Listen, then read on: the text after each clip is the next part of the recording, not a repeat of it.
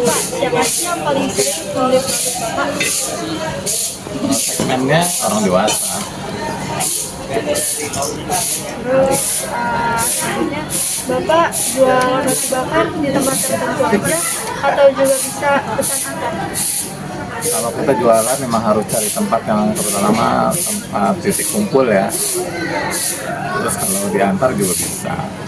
Ya, tempat-tempat ramai lah yang kita cari, tempat untuk usaha yang pasti. Terus selanjutnya kira-kira tempat mana yang paling ramai pembeli dan tempat yang lain menurut Bapak? Dari cabang kita ya, Iya. cabang kita di Jakarta Pusat ada tempat yang paling ramai, segmennya juga berbeda kalangannya. Mereka lebih kepada taste mereka gitu. Jadi kualitas kita lebih perhatikan untuk mereka karena mereka menilai rasa itu segalanya. Jadi harga price itu bagi mereka nggak masalah. Jadi mereka cari kualitas. Nah Pak, Bapak udah berapa lama sih jualan roti bakar ini? Sudah kira-kira 3 tahun lebih. Cukup lama ya Pak? Iya, 3 tahun dengan segala tantangan dan rintangan. Nah, untuk tantangannya tuh, kira-kira apa sih yang paling sering Bapak hadapi gitu saat jualan roti bakar ini? Ya namanya usaha, naik turunnya fluktuasinya itu kan kita tahu.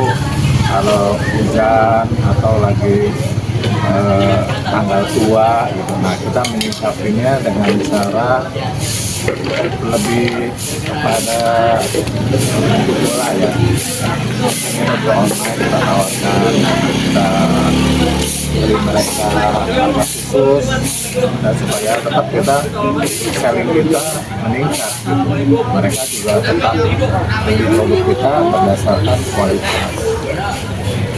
Nah, kalau pelanggan tetap di sini tuh ada nggak?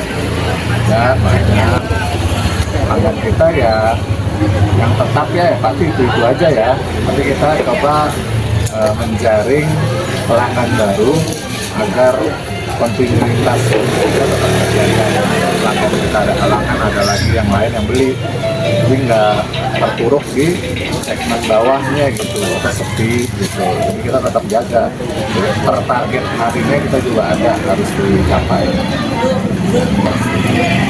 Cukup. Terima kasih ya Pak. Ya, sama-sama, mudah-mudahan sukses ya semuanya.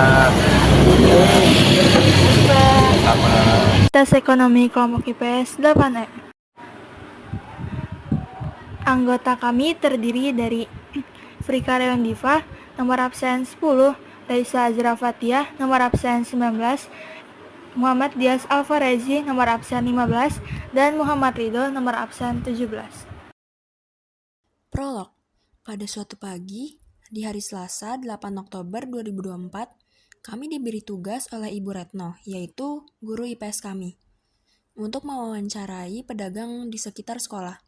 Kami pun akhirnya mewawancarai pedagang roti bakar. Dalam wawancara tersebut, Frika dan Raisa menanyakan 6 pertanyaan yang sudah dibuat sebagai laporan seperti berikut ini. Pada slide ini merupakan hasil dokumentasi pada saat mewawancarai pedagang roti bakar, yaitu ada Frika dan Raisa.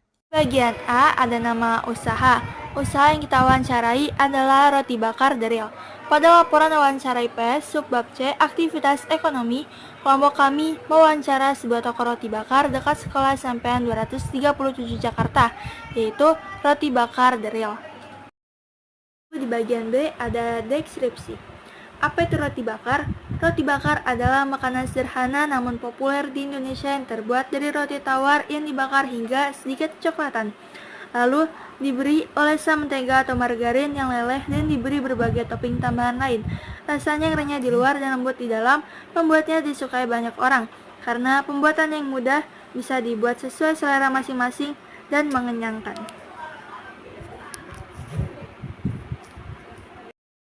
C. Proses produksi roti bakar. Pertama, siapkan pan datar. Nyalakan api lalu masukkan 1,5 sendok makan margarin. Tunggu sampai leleh. Lalu masukkan roti, panggang sampai agak coklat gosong. Lalu masukkan 1,5 sendok makan margarin lagi. Masukkan sisi roti yang belum dipanggang. Ulangi sampai roti habis, lalu potong roti menjadi beberapa bagian. Tata dalam piring, beri topping sesuai dengan selera. Yang terakhir, siap disajikan. D. Konsumen produk. Rata-rata pembeli atau konsumen roti bakar. Berdasarkan hasil wawancara kami, konsumen atau kebanyakan pembeli roti bakar adalah orang dewasa. Karena roti bakar adalah pilihan yang praktis, cepat disiapkan, dan mudah dikonsumsi. Dan sebagian orang dewasa juga membeli untuk para anak-anaknya. Pemasaran produk. Pada wawancara kami, cara pemasaran roti bakar tersebut dengan cara membuka cabang di tempat yang strategis, yaitu ramai dan mudah dijangkau oleh orang banyak.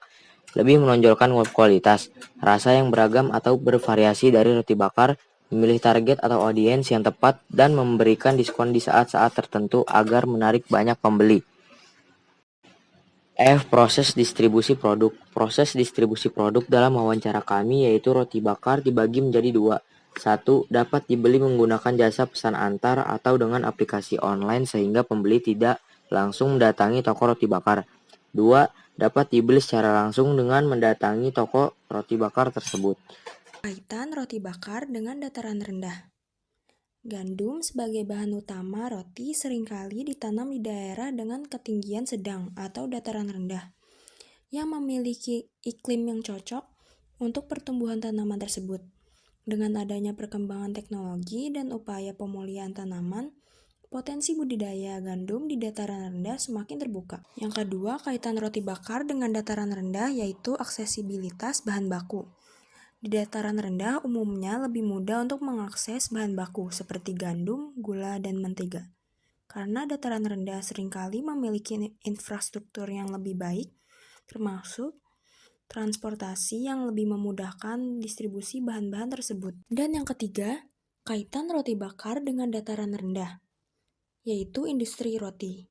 Banyak pabrik roti atau industri roti cenderung berkembang di daerah dataran rendah, karena lebih mudah dalam distribusi dan konsumsi di daerah yang lebih padat penduduknya, yang umumnya berada di dataran rendah. Kesimpulan, penjualan roti bakar di daerah dataran rendah memiliki potensi yang sangat baik, namun juga dihadapkan pada persaingan yang ketat. Dengan strategi pemasaran yang tepat dan kualitas produk yang terjaga, bisnis roti bakar dapat menjadi usaha yang menguntungkan.